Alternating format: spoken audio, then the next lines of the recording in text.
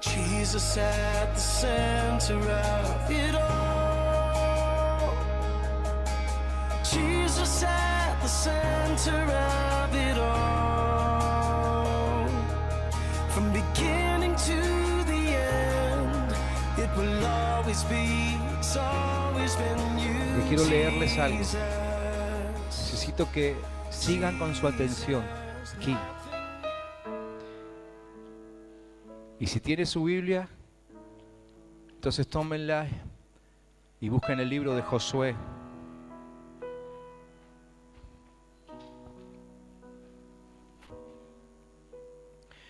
Quiero soltar esta palabra porque entiendo que esta palabra marca el inicio de un nuevo tiempo.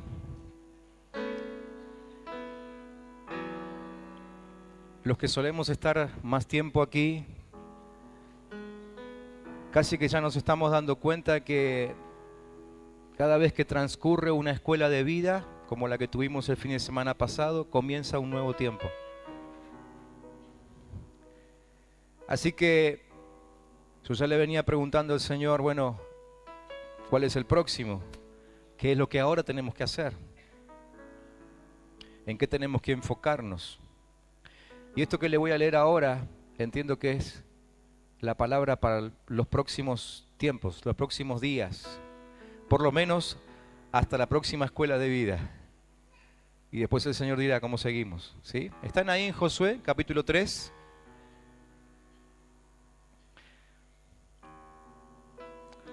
Versículo 3 también.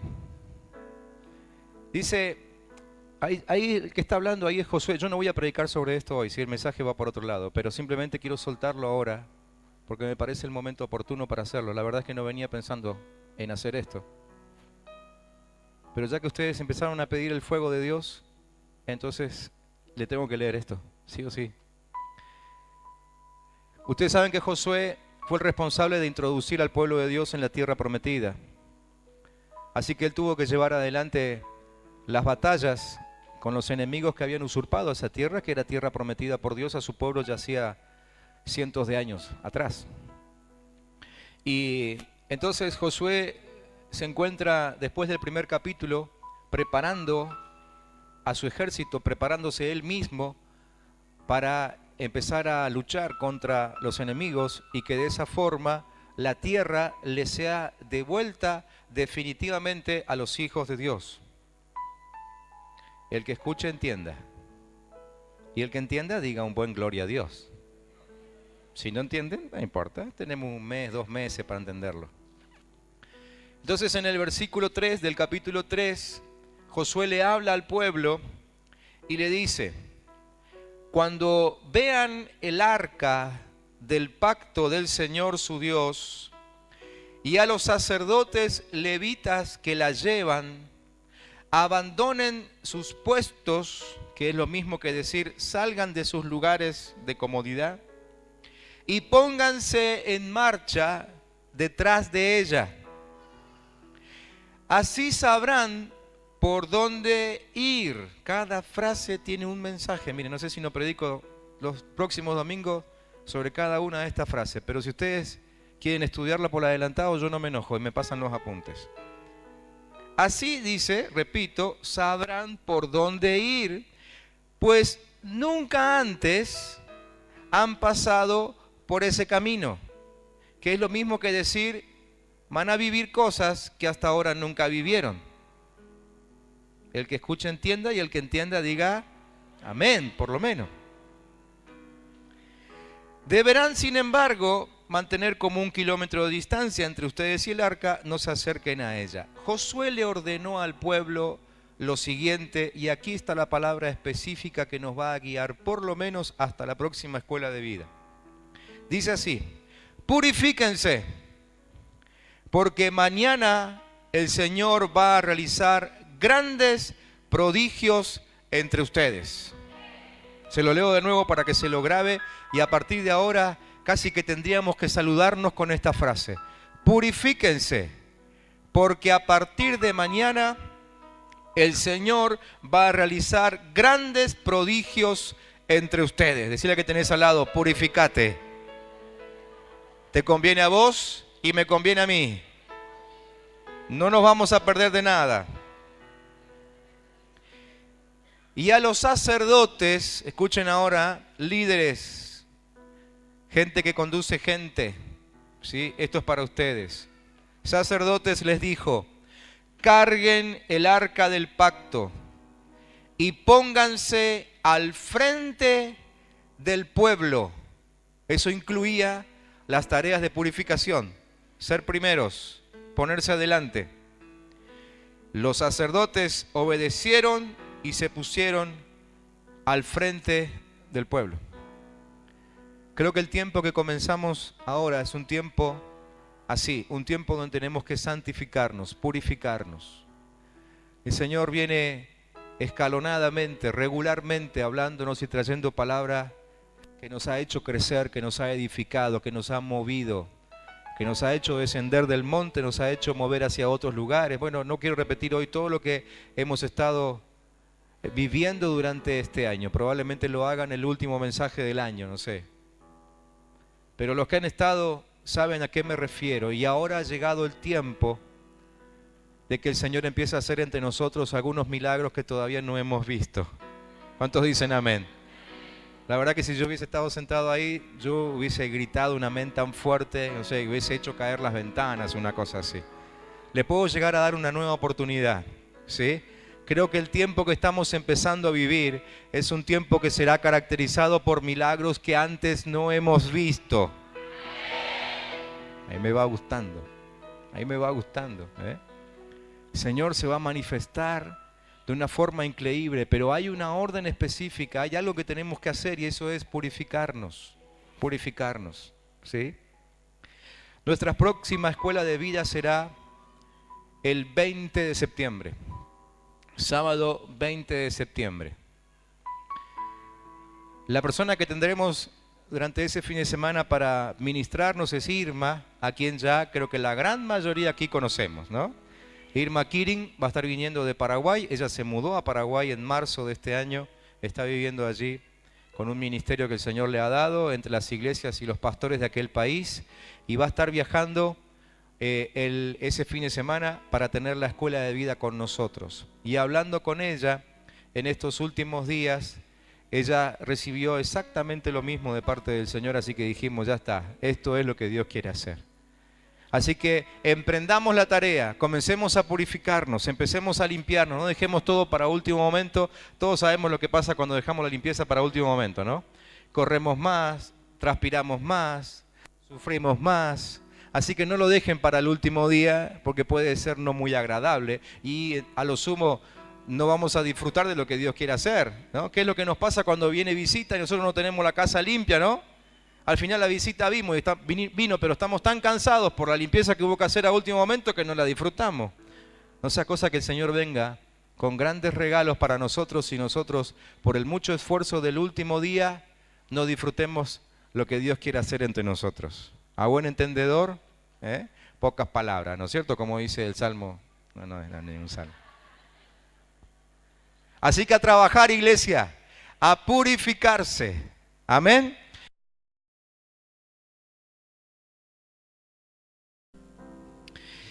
Este es un tiempo especial y definitivamente el Señor se ha empecinado en hacer algunas cosas entre nosotros y lo estamos disfrutando.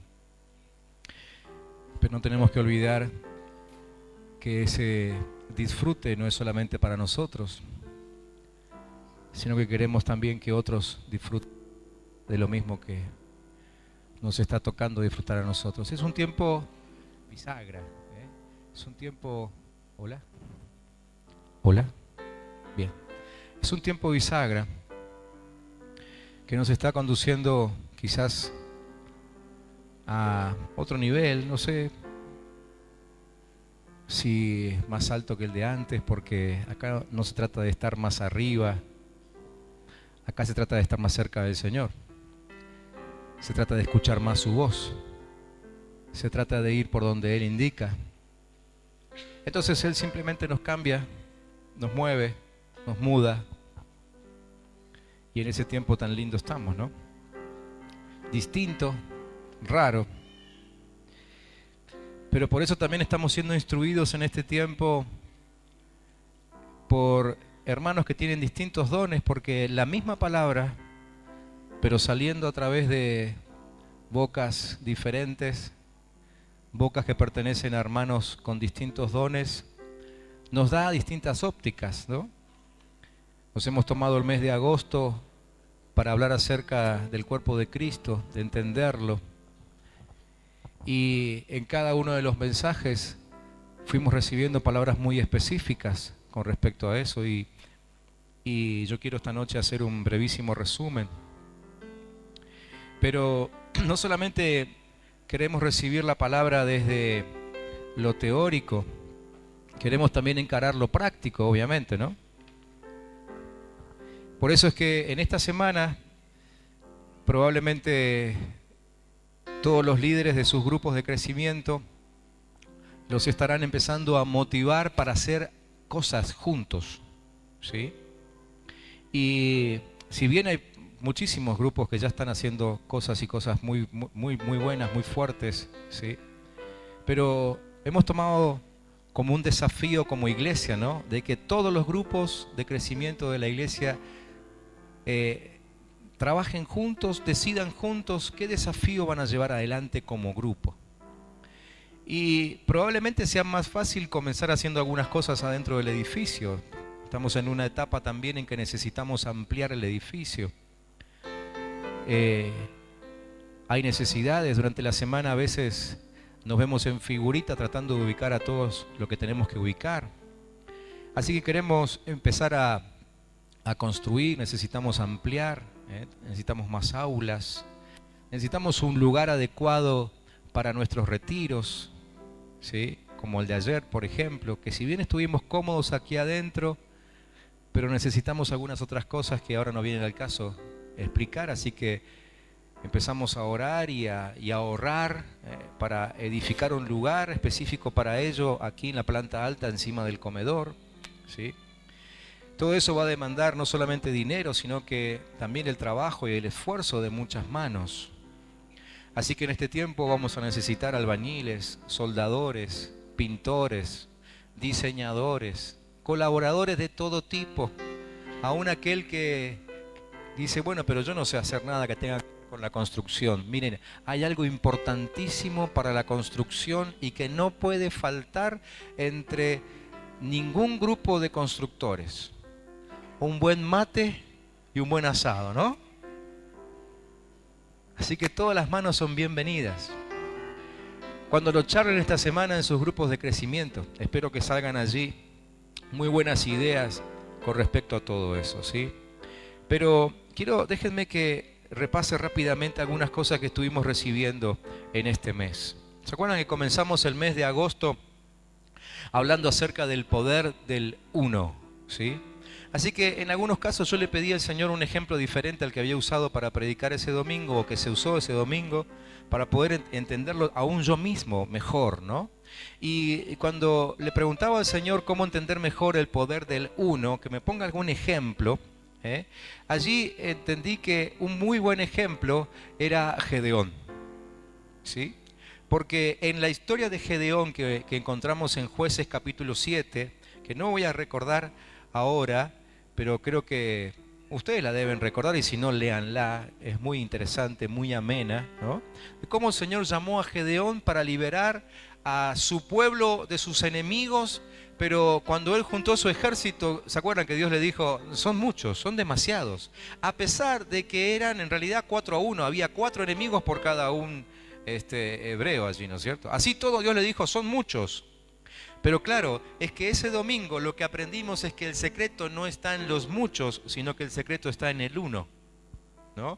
Dios no busca muchos, Dios busca uno. Y el ejército de Gedeón, que terminó siendo de solamente 300 soldados, no eran muchos, definitivamente no eran muchos, porque frente a 120.000, que eran más o menos los madianitas, definitivamente que 300 no es mucho, pero eran uno. ¿Sí? Primer domingo. El segundo mensaje según el orden que yo tengo acá escrito, ¿no es cierto? Podemos tomar el mensaje del pastor Penisoto. ¿Se acuerdan cuando nos visitó? Y algunas cosas nos quedaron muy claras de ese mensaje, por ejemplo, que tenían que ver con la unidad con otras congregaciones, ¿no? La unidad con otras congregaciones.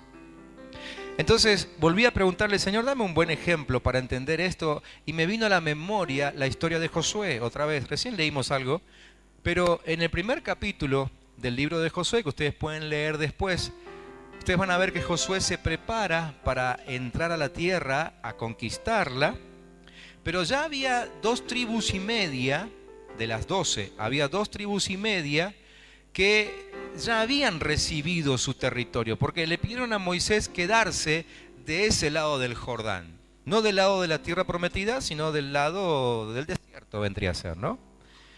Encontraron con que esa tierra era buena para lo que ellos querían hacer, así que se quedaron ahí. Pero Josué les dijo, ahora que vamos a entrar a conquistar la tierra, ustedes no pueden quedarse de este lado. Ustedes tienen que ir a pelear con sus hermanos hasta que ellos también tengan su propio territorio y después se vuelven tranquilitos al terreno que ustedes ya tienen. Y entendí esto, ¿no? De que hoy por hoy, el Señor seguramente nos va a empezar a llamar para ayudar a otros a conquistar sus propios territorios. No nos vamos a meter en territorio del otro, pero sí vamos a ayudar a los otros a conquistar sus propios territorios, ¿sí?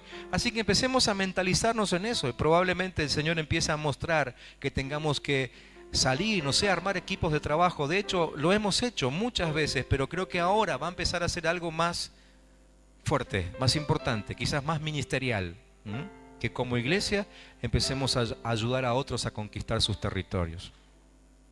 Un tercer mensaje fue el mensaje de Ariel, y él nos habló un miércoles acerca del Salmo 133, y él nos explicaba que ese salmo exalta lo agradable de convivir en armonía, ¿sí?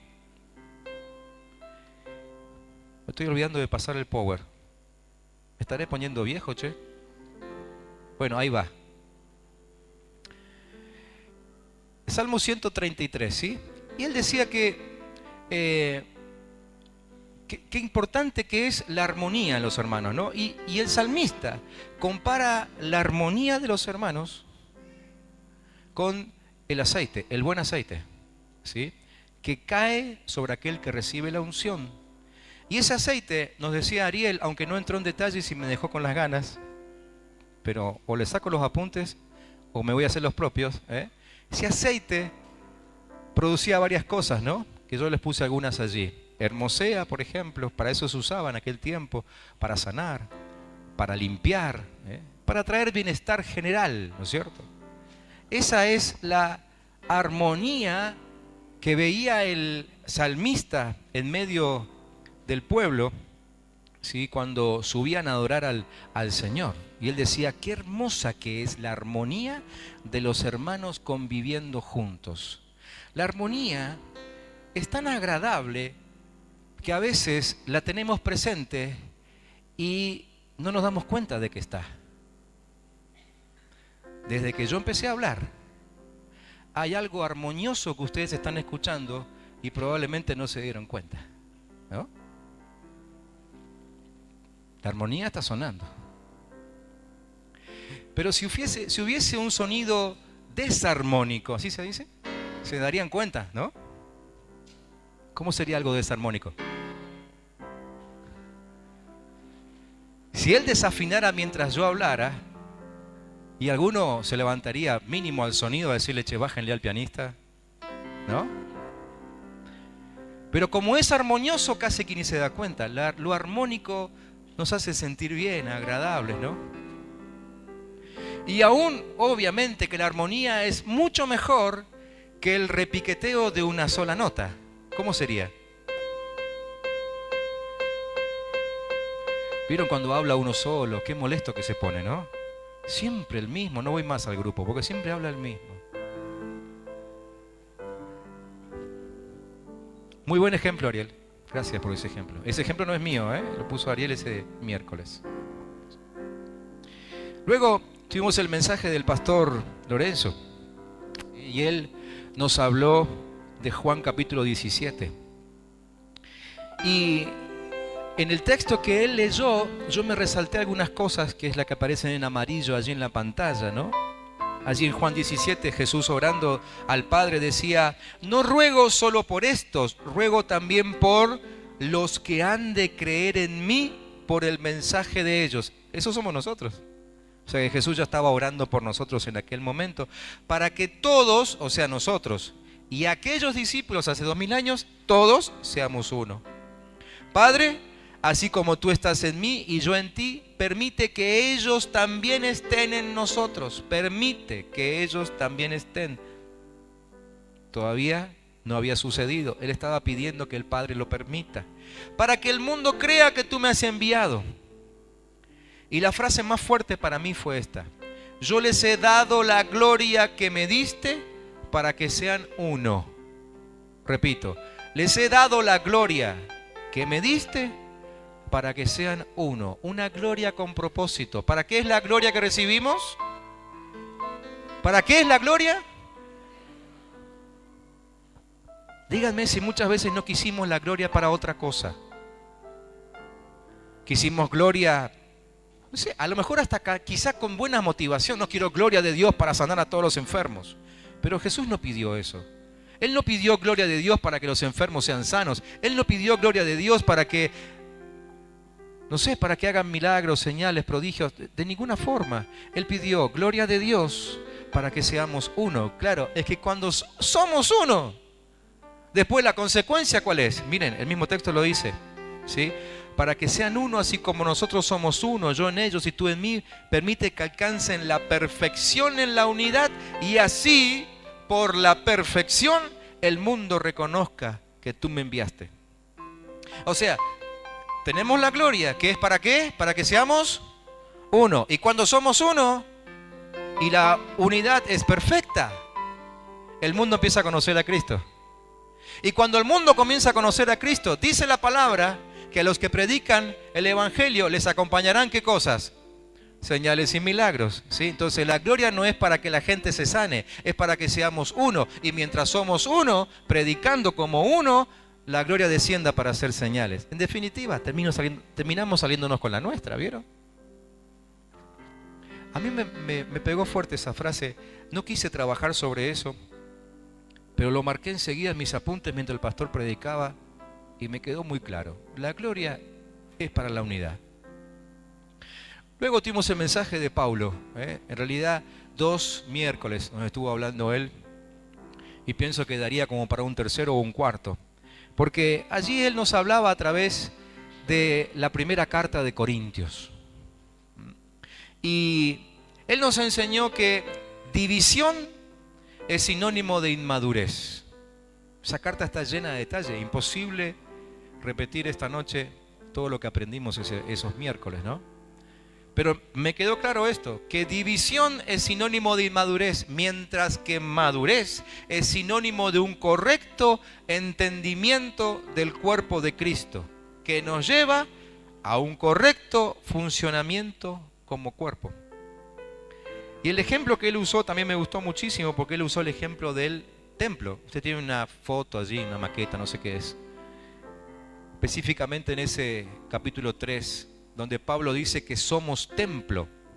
Hablando de la unidad en toda la carta, él dice somos templo. O sea, todos juntos somos templo, ¿sí? Cada uno, evidentemente, según ese concepto, según esa enseñanza, esa palabra inspirada por Dios, es una parte del mismo templo. Por eso es que algunos son techo, entonces nos dan cobertura. Otros son ventana, por eso cuando hablamos con ellos nos refrigeramos, nos ventilamos. Otros son piso, por eso cuando estamos cerca de ellos nos sentimos seguros. Otros son paredes que nos contienen, que nos protegen o nos ponen límites. Otros son puertas, por eso cuando estamos cerca de ellos parece que siempre pasamos a un nuevo nivel, Parece que Cuando hablamos con ellos, entramos a un nuevo campo de revelación. Me encantó ese ejemplo, gracias Paulo. Muy bueno. Entonces, esto me lleva a entender dos cosas o a pensar dos cosas. Primero, que confundir el rol del otro puede ser peligrosísimo, muy peligroso. Como por ejemplo, querer pararse sobre la pared, ¿no? Porque si querés estar firme, tenés que pararte en el piso, no en la ventana, no en el techo. ¿Cuántas veces nos hemos equivocado con el rol del otro, no? Pensamos que tal cosa me lo puede dar y ese no es su don. Y entonces vienen las decepciones, las frustraciones. Y la segunda cosa que aprendí ese día del mensaje de Pablo es que no podemos darnos el lujo de permitir que alguna de esas áreas se deteriore.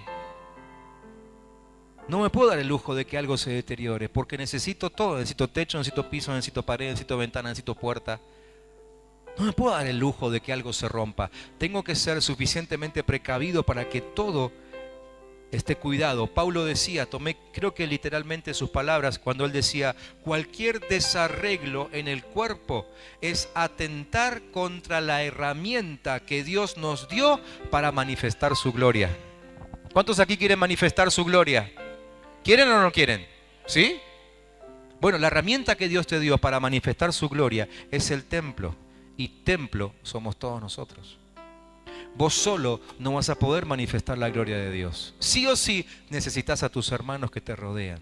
Además, como si todo eso fuera poco, el templo, nosotros, es el lugar donde Dios decidió habitar. Así que atentar contra alguien es atentar contra un lugar que Dios decidió usar como habitación.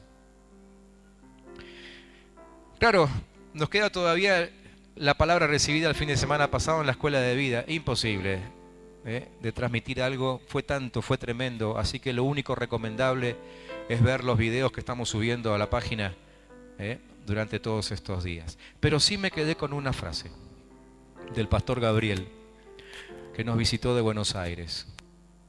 Él dijo algo importantísimo. Él dijo, los problemas de relación retrasan el plan de Dios.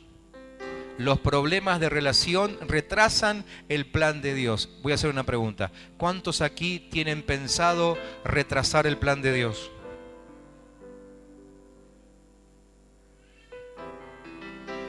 Tuve un poquito de miedo al hacer esta pregunta, pero ahora me siento feliz de que nadie levantó la mano. Entonces, si no tenemos pensado retrasar los planes de Dios, por favor, pongámonos a trabajar en nuestros distanciamientos, en nuestras situaciones. Porque mientras sigan sin arreglarse, retrasamos el plan de Dios.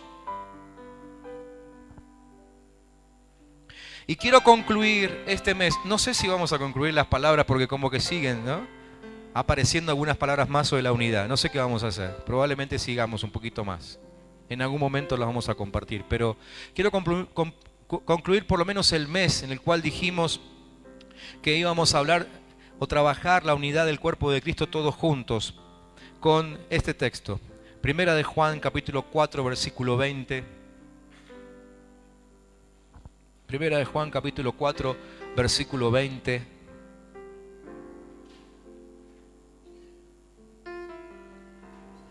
Y una frase que me llamó muchísimo la atención cuando leí ese pasaje. Creo que inclusive fue mientras alguno de los hermanos predicaba. No sé si no fue el pastor Lorenzo, ¿no?, que mencionó este pasaje, me parece. Es como que saltó a la vista esta frase que hoy quiero compartir con ustedes. Primera de Juan 4:20 dice, si alguien afirma, yo amo a Dios, pero odia a su hermano, es un mentiroso. Pues el que no ama a su hermano a quien ha visto, no puede amar a Dios a quien no ha visto. Yo quiero detenerme en esa frase que está pintada de amarillo ahí. La frase a quien no ha visto. Porque evidentemente Juan está hablando, está dando por sentado que esa persona no vio a Dios.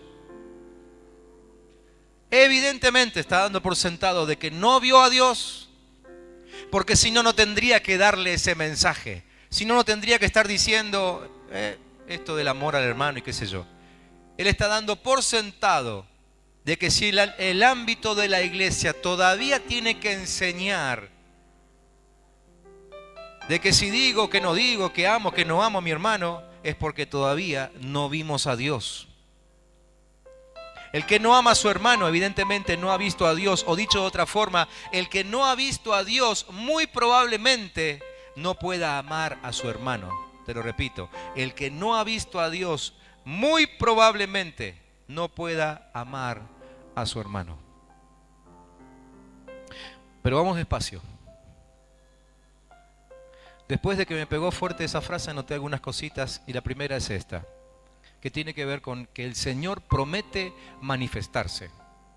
El Señor promete manifestarse. Cuando Jesús hablaba con sus discípulos, lo primero obviamente que trabajó con ellos fue su nuevo nacimiento, así que los llevó a nacer de nuevo. Después les prometió a sus discípulos que a ellos les sería dado el Espíritu Santo, que serían llenos del Espíritu Santo, ¿no? Que vendría sobre ellos. Definitivamente eso pasó en Hechos capítulo 2, ¿sí? Pero después que les prometió a ellos todo el trabajo del Espíritu Santo, Él también les dijo lo siguiente: el que tiene mis mandamientos y los guarda, ese es el que me ama, y el que me ama será amado por mi Padre, y yo le amaré y me manifestaré a él. O sea, hay un plan específico, un plan bien claro, bien concreto de parte de Jesucristo, que una vez que empezamos a avanzar en nuestra vida de discípulo de Él, en algún momento Él piensa manifestarse a nosotros. ¿Sí? Dice, yo me manifestaré a Él. El que me ama, a Él me manifestaré. Manifestar significa mostrar abiertamente, iluminar, aparecer, hacerse visible, como sucede por ejemplo en Apocalipsis 1:16, cuando se dice de Cristo justamente que su rostro era como el sol cuando resplandece en su fuerza. Ahí aparece la palabra manifestar, ¿sí? O también en Marcos 16:9, cuando se dice que Él apareció primeramente a María Magdalena, esto después de resucitar, ¿no? Es la misma palabra. Así que manifestarse es eso, es mostrarse abiertamente. Entonces, ¿qué le está diciendo Cristo a sus discípulos? Que Él tiene toda la intención de manifestarse abiertamente a sus discípulos. ¿Amén? ¿Cuántos quieren eso? Sí quieren, perfecto. Ahora, lo que muchas veces no entendimos, y esto es lo segundo que me anoté en mis apuntes, es que muchas veces vamos a ver al Señor en nuestros hermanos. Veremos al Señor en nuestros hermanos. Claro, como ustedes son muy inteligentes y estamos hablando del cuerpo de Cristo, ya saben por dónde voy, ¿no es cierto? Veremos al Señor en nuestros hermanos. O sea, una vez que el Señor nos aparezca a nosotros, se manifieste como era su deseo, entonces lo vamos a reconocer. ¿Sí? Lo vamos a reconocer. Eso le pasa a cualquiera, ¿no? Cuando de pronto estamos cara a cara frente a alguien, podemos observar su rostro, vemos determinados rasgos que se nos hacen familiares, y luego esos mismos rasgos, si se los vemos a otra persona, decimos, este tiene que ser pariente mínimo, ¿no? Ustedes me conocen a mí, de pronto no conocen a mi hijo, pero si él entrara corriendo por ahí ahora, dirían, este es hijo del pastor, con seguridad. ¿Sí? Porque somos parecidos. Porque físicamente, esos rasgos, cuando uno ve a una persona dice, este tiene algo que ver con aquel. ¿Sí? Lo mismo pasa con el cuerpo de Cristo. Cuando nosotros somos capaces de ver en intimidad a Cristo Jesús y lo conocemos su manifestación, después podemos ver sus rasgos en cualquiera de sus hijos. ¿Me entienden? Pero para poder ver al Señor en sus hijos, primero tengo que haberlo visto a Él. Primero tengo que haberlo visto a Él. Así es como podemos entender una experiencia que está en el Antiguo Testamento, que es la experiencia de Jacob en su encuentro con Esaú. Ustedes saben que Jacob y Esaú eran hermanos mellizos, ¿no? Y ya en el vientre de la madre se peleaban. Entre ellos no voy a recordar toda la historia, pero en definitiva la historia termina así. Jacob termina huyendo de la casa porque se mandó una macana con su mamá. ¿Sí? Entonces se pusieron de acuerdo y se fue, ¿no? Y Esaú, que fue el que sufrió la macana, obviamente quedó enojadísimo con su hermano Jacob. Jacob estuvo mucho tiempo fuera de la casa, se fue solo, pero con el tiempo tuvo no solamente una esposa, sino 3, ¿sí? Aclaro que en aquel tiempo se veía de otra forma esto, no se me hagan los vivos, ¿no? Así que ya a esta altura del pasaje él tenía ya 3 esposas, 11 hijos, se fue sin nada, una mano adelante, otra atrás, como solemos decir, y estaba volviendo con abundancia de ganados de todo tipo, vaca, oveja, cabra, lo que se le ocurra tenía todo, sirvientes, le había ido muy bien. Pero claro, él entendió que tenía que volver y tenía miedo del encuentro con su hermano. Así que ustedes pueden ver la historia esta en Génesis capítulo 32. Y dice que él está volviendo y manda a algunos siervos de él, delante de él, para que le avisen a su hermano Esaú que él estaba volviendo y que quería encontrarse con él. Entonces dice la historia que Esaú salió al encuentro de Jacob con 400 hombres. No hace falta ser muy inteligente, que el que te sale a recibir con 400 hombres no va para darte un abrazo, ¿no? Iba para reventarlo, claro, si no se había olvidado nunca de lo que su hermano le había hecho. Jacob fue consciente de eso. Así que le fue mandando regalos, delante de él mandaba regalos, ¿no? Vacas, ovejas, qué sé yo, lo que sea. Iba mandando adelante y a cada uno de los siervos que llevaba ese poquitito de ganado de regalo, le decía, díganle a Esaú que yo vengo, ya en algún momento aparezco, ¿sí? Yo vengo atrás, yo vengo. La cuestión es que cuando va terminando el capítulo 32 de Génesis, Jacob ya tenía tanto miedo que clamó a Dios y pidió ayuda, obviamente, ¿no? Entonces la historia dice que el Señor mismo se presentó en figura de ángel, no sé, eso no importa ahora aclararlo, pero la cuestión es que el Señor esa noche se presentó y se pusieron a pelear, espada contra espada, el Señor, el ángel del Señor, contra Jacob, ¿sí? Y en un momento, ustedes se van a acordar la historia, que el ángel toca el muslo de Jacob a tal punto de que a partir de ahí quedó tan lastimado que rengueó por el resto de su vida. Por eso los judíos no comen de esta parte del animal, porque recordando el tendón lastimado de Jacob, ¿sí? La cuestión es que Jacob le dijo, yo no te voy a dejar hasta que no me bendigas, y entonces lo bendijo el Señor y después se fue.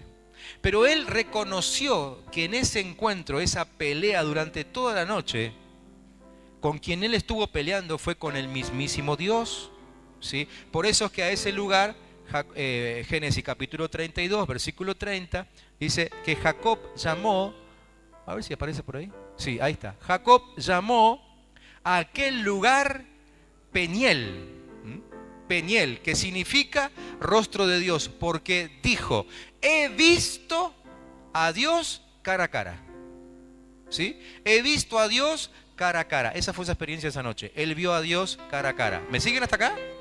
¿Vamos bien?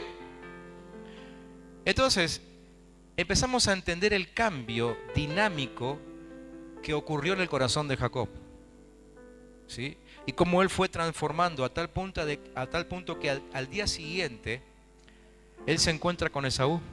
Ya estamos en el capítulo 33 para aquellos que tienen la Biblia abierta. Y cuando está en el capítulo 33, versículo 10, fíjense lo que dice, le dice Jacob a su hermano. He visto tu rostro como si hubiera visto el rostro de Dios. He visto tu rostro como si hubiera visto el rostro de Dios. Claro, él iba con miedo, pero casi que iba preparado a una pelea, inevitable probablemente por todo lo que había pasado entre ellos. Jacob se había llevado algo muy importante de Esaú. Lean la historia después por si no lo saben y se van a enterar. Pero algo muy importante que le correspondía a Esaú se lo llevó Jacob. Entonces él venía a una pelea que era casi inevitable. Pero miren cómo termina la historia. ¿Gracias a qué?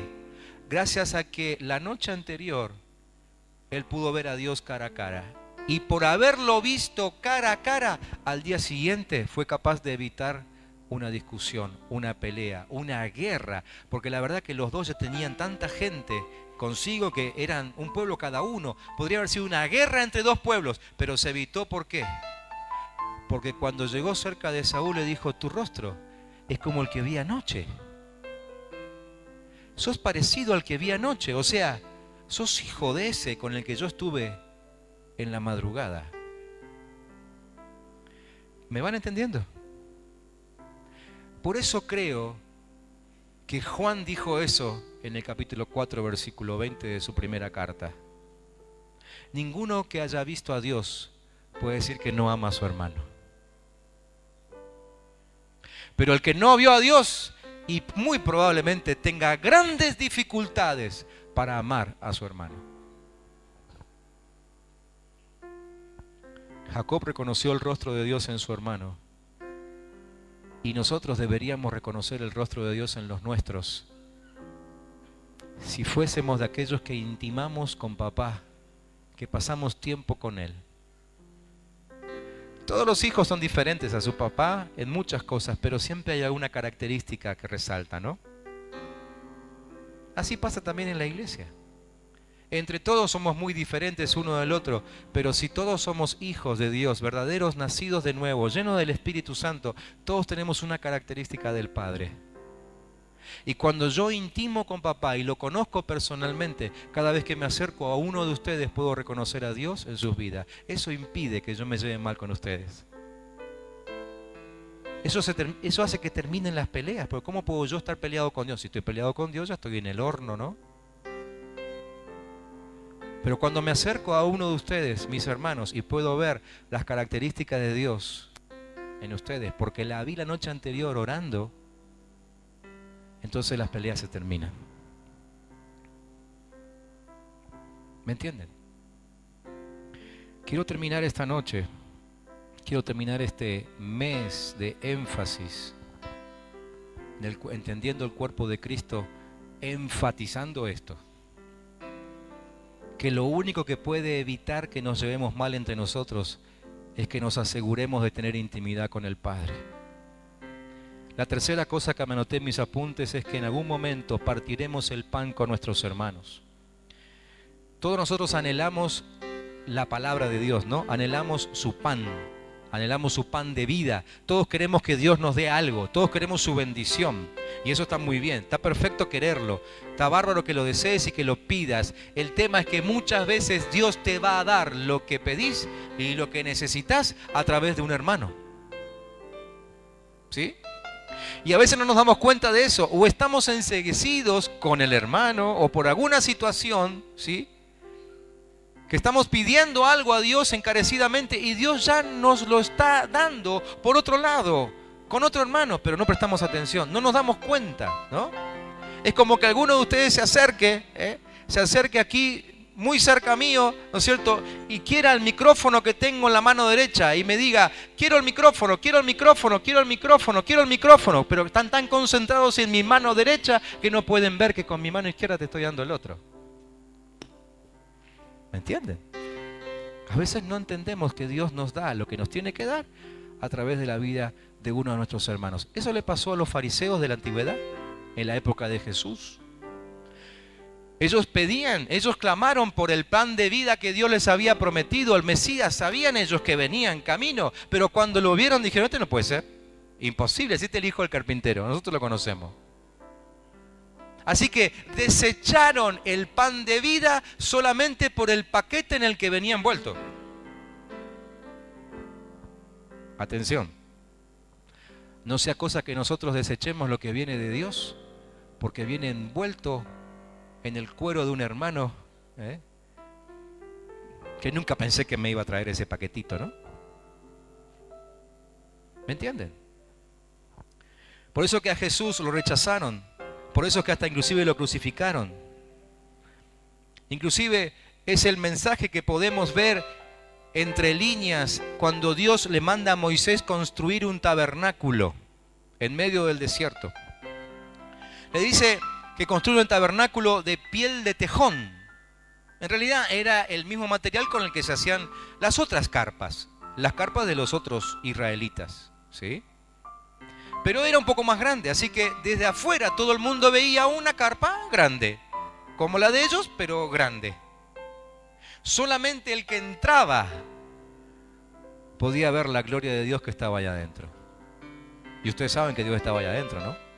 La presencia de Dios allá adentro se manifestaba de una forma increíble, muchas veces increíble. En tiempos de Salomón ya no era tabernáculo, era templo, pero hubo un momento en que el templo se llenó tanto de humo que no... ¿Quién metió ese humo ahí? Y lo metió Dios, ¿no? A tal punto de que los sacerdotes, dice, no podían ministrar. Fue el día de la inauguración del templo, ¿no? Pero el que miraba de afuera no veía nada. Jesús lo aclaró. Probablemente de afuera no veas nada, pero dentro está la gloria del Padre. Por eso rechazaron el pan que venía en Jesucristo. Entonces no nos queda otra. Intimidad con Dios, para conocer sus facciones de Padre y poder identificar a sus hijos, y así no rechazar a ninguno de ellos, no sea cosa que justo con uno de ellos Dios me estaba mandando lo que yo necesito. ¿Termino perdiendo yo? ¿Me están entendiendo, no?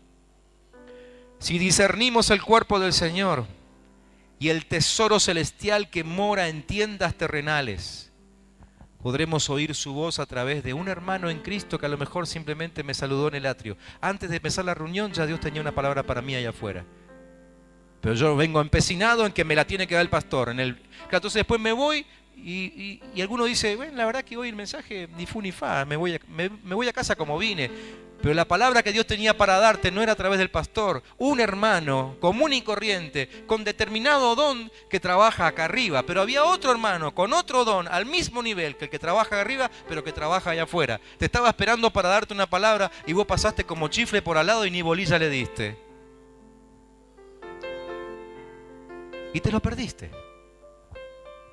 Te lo perdiste. El apóstol Pablo hablaba acerca de esto otra vez en su primera carta de Corintios capítulo 11, ¿no?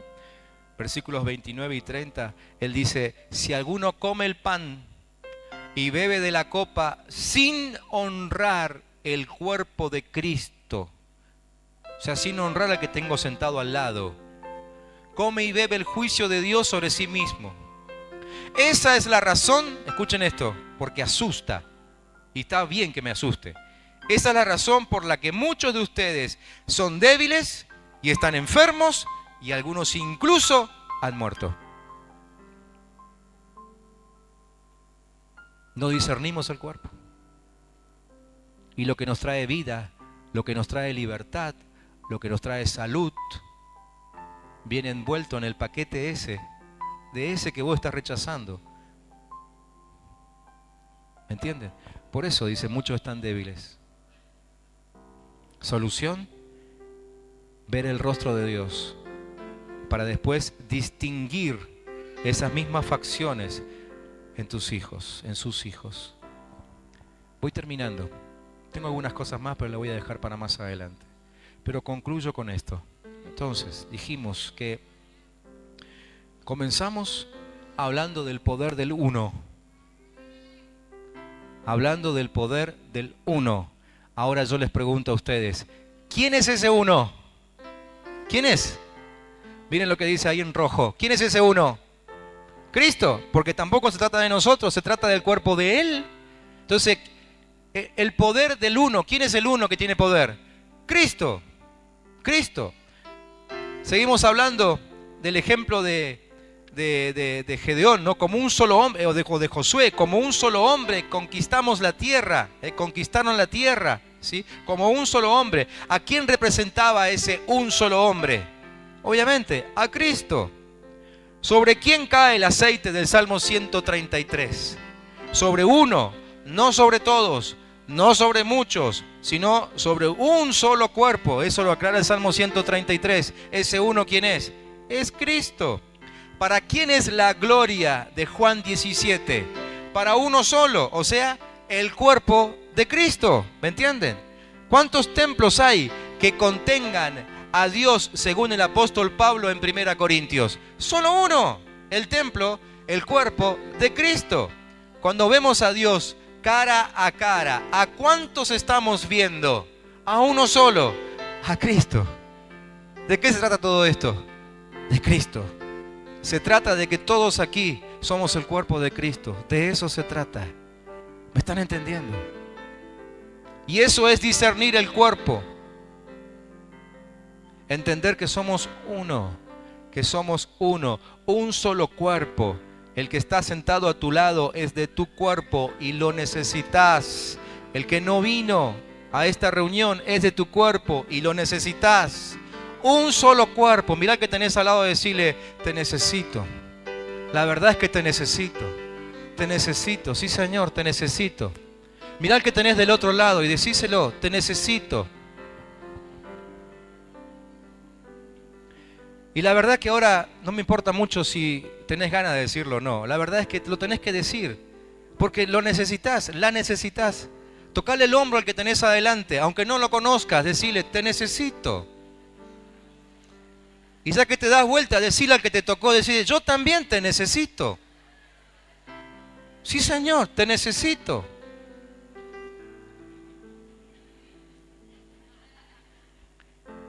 Los de este lado, ¿pueden mirar a los de este lado y señalar a alguno con el dedo, cosa de que queda feo, pero hoy no? Y con el dedo decirle, te necesito, te necesito, te necesito, te necesito. Somos un cuerpo. Te necesito. Nos necesitamos, hermanos. Qué difícil que se hace andar por la vida solitarios. Es más, perdón, no tendría que haber dicho eso.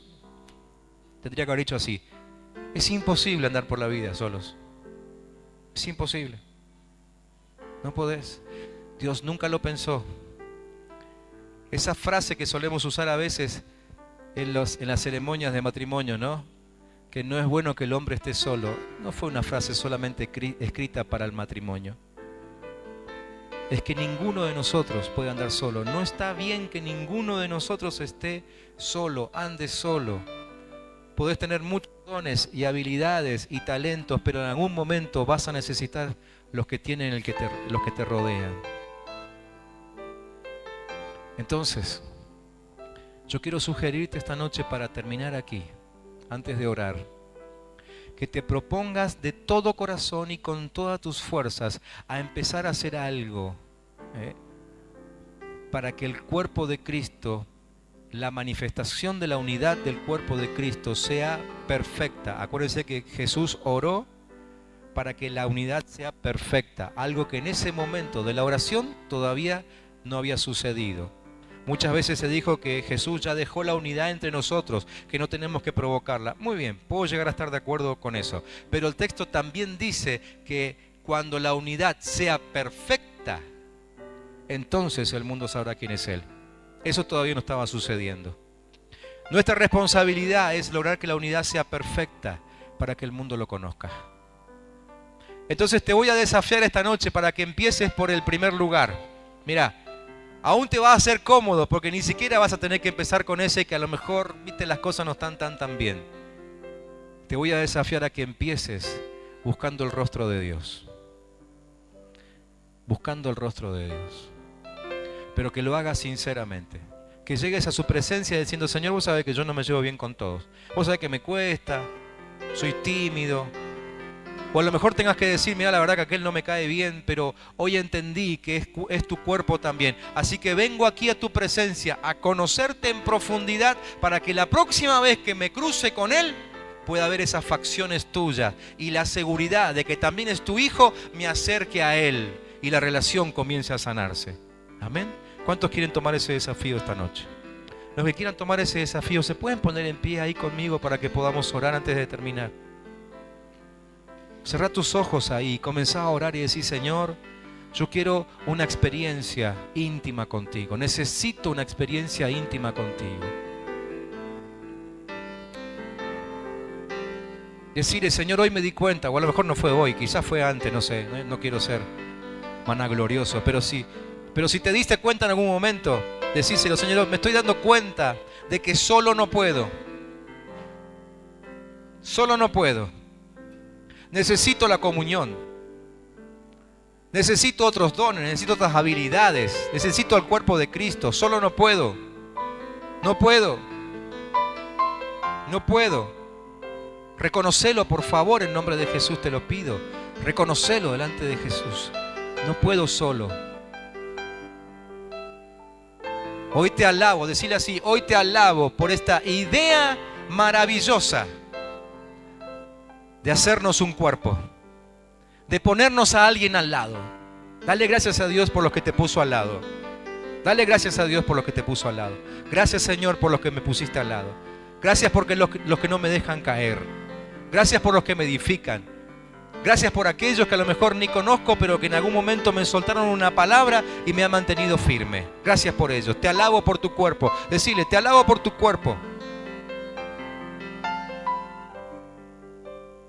Y ahora viene el compromiso. Decirle, Señor, ya que no puedo estar solo y me has rodeado de hijos tuyos que me van a hacer bien, yo hoy me propongo, me comprometo a intimar contigo, a conocerte en intimidad, a conocer tus facciones de papá, para que pueda reconocer a tus hijos cuando me los cruce. Déjame ver tus características. Y cuando ande en medio de tu pueblo, que también pueda ver a tus hijos. En nombre de Jesús.